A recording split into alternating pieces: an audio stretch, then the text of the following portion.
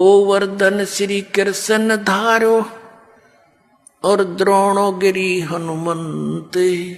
शेष नाग सब सृष्टि उठारा, इनमें कौन भगवंत।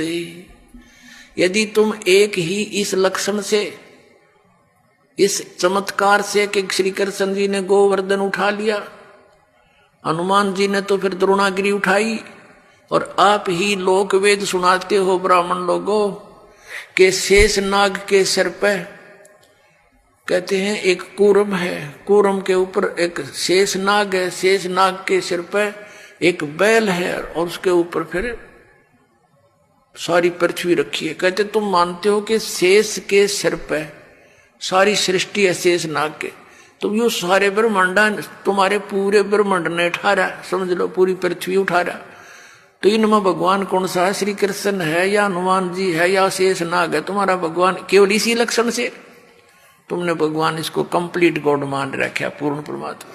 फिर क्या बताया? कहते हैं समुद्र पाट लंका गयो, सीता का भरतारे, अगस्त ऋषि ने ये सातों पी लिए, इनमें कौन करता रे। ये इस चीज से ये परिचित थे नहीं गुरु लोग यहाँ के हमारे, वो ये कहा करते श्री रामचंद्र जी ने समुद्र के ऊपर पुल बना दिया।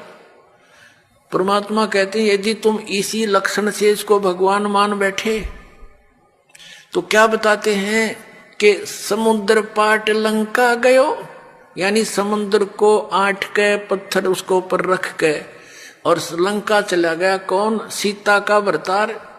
और अगस्त ऋषि ने सातों पी लिए, इनमें कौन करतार? एक अगस्त नाम के ऋषि थे, उन्होंने किसी कारणवश, किसी अपनी जिद के ऊपर अहंकारवश समझो, वो सातों समुद्रों को एक घूंट में पी लिया था, ऐसे चुल्लू उठाकर ऐसे पी लिया था। सब समुद्र खाली हो गया था, अकेली पृथ्वी रह गई थी। अब पुण्यात्मा, अब परमात्मा कहते, फिर ऋषियों की प्रार्थना से उन्होंने फिर वापस उसको कुरला कर दिया, तो भर गए थे। ये आध्यात्मिक शक्ति है, मार्ग है, इसमें आप विज्ञान को ना अड़ाना। विज्ञान तो बालकों का खेल है, ये जहाज बना लिए, इससे मांडी पाइक, ये कंप्यूटर बना लिए हैं, परमाणु बम बना लिए, और 2 साल वर्षा ना करे भगवान, ये धरे धराए रह जाता सारी साइंस किधर ढूंढे नहीं पाओ, जर लगे खड़े खड़े इन जहाजों के ऊपर को बैठनिया नहीं पाओ।